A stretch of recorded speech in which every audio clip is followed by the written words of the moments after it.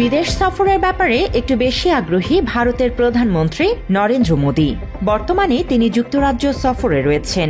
এই সফরের সূত্র ধরেই উঠে এসেছে তার প্রধানমন্ত্রিত্বকালীন বিদেশ সফরের ইতিবৃত্ত। কোন কোন দেশে গেছেন, কত খরচ হয়েছে, এসব নিয়ে রাজ্যসভায় কথা উঠলে সরকারের তরফ থেকে বৃহস্পতিবার গত 4 বছরের তথ্য প্রকাশ করা হয়।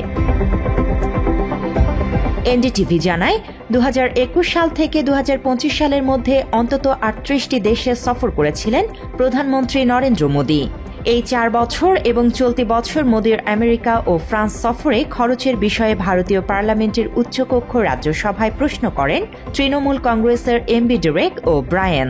বৃহস্পতিবার এই বিষয়গুলো খোলাসা করেন পররাষ্ট্র প্রতিমন্ত্রী কীর্তি বর্ধন সিং।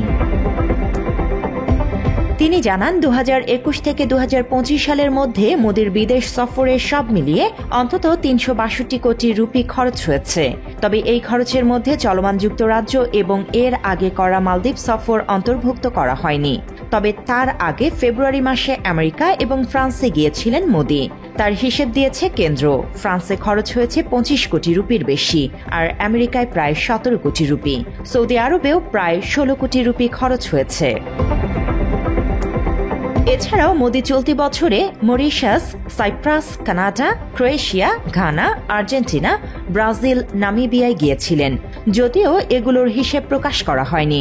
যুক্তরাষ্ট্র ও ফ্রান্স সহ চলতি বছরে মোট 5 দেশে সফরের হিসেব দিয়েছে ভারতের কেন্দ্রীয় সরকার।